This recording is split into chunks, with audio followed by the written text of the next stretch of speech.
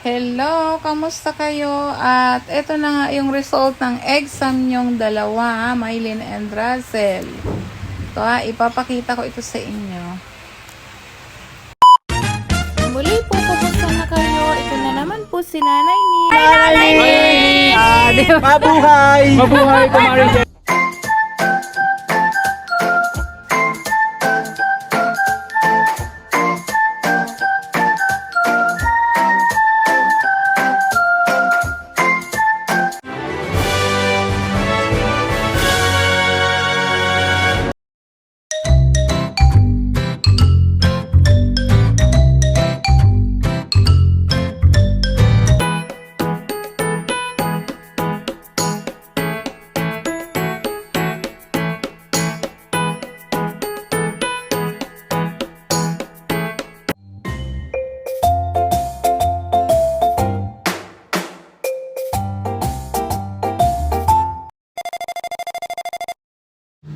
Isang magandang araw po muli sa ating lahat at ngayon po ay nandito tayo sa DepEd Main. Kasama ko po si Tito Herns. Ayan, pasensya na po kung ako po ay nakamas at kami po ay nag-commute lang. At ako ay may allergy talaga sa usok kaya nakasuot tayo ng mask ngayon. At bakit nga po kami nandito? At dahil nga po kukuhanin natin yung result ng PEPT exam po nila at hopefully nakapasa sila. Ayan, malaman po natin at ito po tayo sa waiting area para kuhanin po yung result at titry nga po natin, malay natin maipasa nila ang kanilang PEPT o kung di man ay di sila ay tuloy sa kanilang grade 10 pero pinakamaganda ay naipasa nga po nila. Ayan po, at pauwi na po tayo at nakuha na po natin yung result ng exam nila. At sa mga nagtatanong po, dahil na-vlog po din ata ito ni Tito Herns nung nakaraan. Ayan, last week nandito rin po kami. Kaya lang po ay holiday, Pasig Day noong kami ay pumunta kasi nga hindi naman sila din nag-email o hindi sila makontak kaya sinadya na natin dito. At malaman na lang po natin doon sa bahay, no? Tama-tama po nandiyan po yung papa ni Russell para malaman din niya. Ayan, tama-tama po kararating lang din po nung papa ni Russell. At alam niya din po kung saan kami pupunta ngayon. Kaya pansamantala, iniwan namin sila doon sa bahay. At doon na nga lang po namin sasabihin kung ano po yung result ng kanilang exam. At ito nga po ay pinag-try natin lang sila kung sakali na sila ay makapasa, edi makaka-skip sila ng kanilang isang taon. At sa hindi naman kasi nga overage na po sila. At malaman po nga natin pagdating po sa bahay. Ayan, at dito na nga po tayo sa bahay ngayon at ginabi na. Ayan, sakto at excited na silang malaman. Excited na rin po ba kayong malaman kung ano yung result?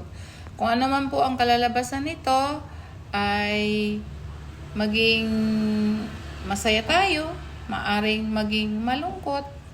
At ayan, nakakaano sila sa akin ngayon. Ayan, eto na, nanggaling na kami sa main office at nakuha na namin ang result ng exam nyo, Mylene and Russell. Ayan, tama-tama, kaharap si papa mo. At yun yung purpose ng aming pag-alis kanina, Ansol. Nagpunta kami doon sa main office. Yun yung pinatry namin sila na maka-exam doon sa DepEd upang makakuha sila ng kung sakaling maipasa nila yon, mapopromote sila. Kung hindi naman, i-retain sila sa grade 10. So, ayan. At ano ang feeling nyo? Excited na ba kayong dalawa? Ano yung pakiramdam? Pasado ba kayo o hindi? Okay, hindi ko na pakatatagalin kung ano yung result. Para ma-explain ko rin sa inyong dalawa. So, kung makapasa kayo, skip kayo na magta-transfer na kayo ng ibang school. Kung kayo naman ay hindi pinalad, kayo ay dito pa rin sa school nyo. Okay, naintindihan ba? Ayan, at ito na nga yung result ng exam nyo. No, pareho kayo. Ayan. So, ayan po ang result. Nakapasa ba kayo o hindi sa palagay nyo? Ayan, hindi po sila maka-imik. Para sila nakikiramdam. Okay, dahil nga ito na yung result, hindi ko napapatagalin. Sorry po, they are failed. Hindi po sila pinalad. Ayan. So, okay lang, no? So, ang sabi naman po doon sa akin sa office, pwede pa ulit kayong mag-ulit. No? Ganun daw talaga. Pwede pang mag-ulit at dadalhin lang ulit ito yung papel ninyo. Tsaka siguro yung ID na lang. So, ito lang naman yung dadalhin. Wala nang ibang requirements. Kayo sa palagay ninyo, kung gusto nyo, ako, gusto ko itry nyo pa rin ulit. Pero nasa sa inyo naman yan kung kayo ay magta-try ulit para kayo, kung ano yung decision ninyo. Hindi naman ako yung sa sarili ninyo. Sa akin lang naman, pwede naman ulit mag-try. No? Kayo din. Sa bagay ngayon ay, na din, July at pumapasok na kayo. So, sa palagay ninyo, pakiramdaman ninyo. So, huwag ninyong isipin or na-fail kayo. Ganon talaga, no? So, tuloy pa rin, nag-aaral naman kayo. So, yun ay tinry lang natin. Kung talagang kayo ay makakapasa, edi much better. Ay ngayon, yun nga yung result, no? So, better luck next time. So, kayo, kung gusto nyo pang itry, so, pupunta ulit ako dun. No, kahit magbalik-balik sa palagay ninyo. Kayo yung sa pag-isipan ninyong mabuti. Okay lang sa inyo, Mike. Okay. Ganun talaga. At least nag-try kayo. Nag-try kayo at na-experience niyo kung paano mag-exam. Kaya mag-aral kayong mabuti, ha?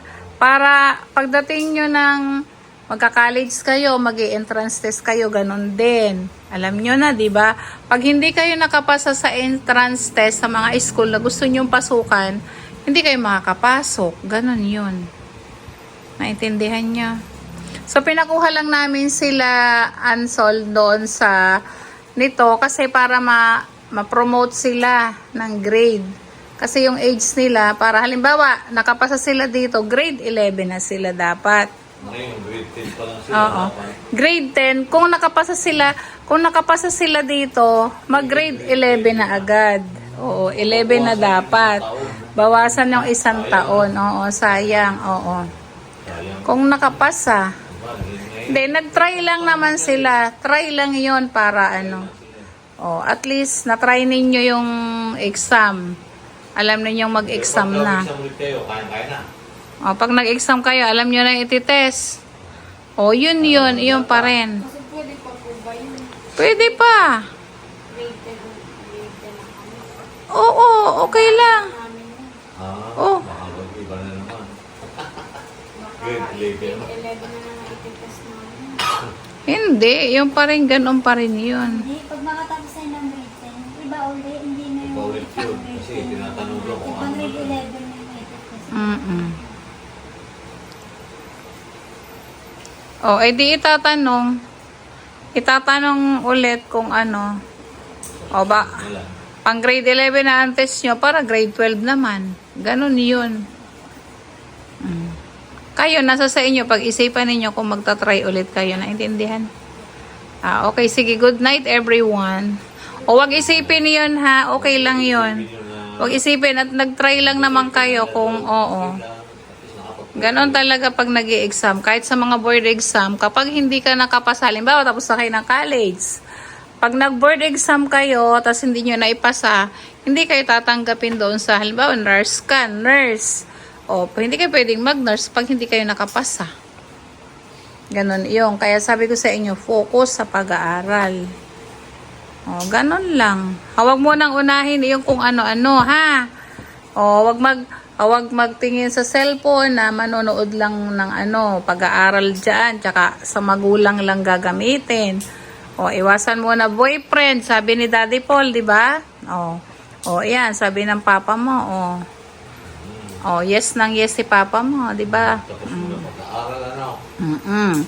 Madali na yung pag-aasawa, di ba, Pap? Ano? Ansol, o madali lang mag-boyfriend kapag tapos na ng pag-aaral. Importante, at saka isipin nyo lagi yung family, ha? Yung pamilya o isipin.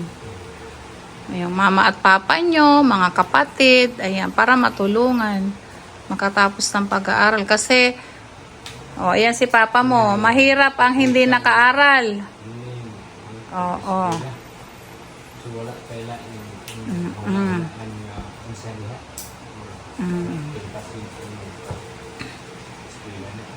Mahirap. Mahirap, 'di ba, pag hindi nag-aral. Si papa mo anong grade na kaaral?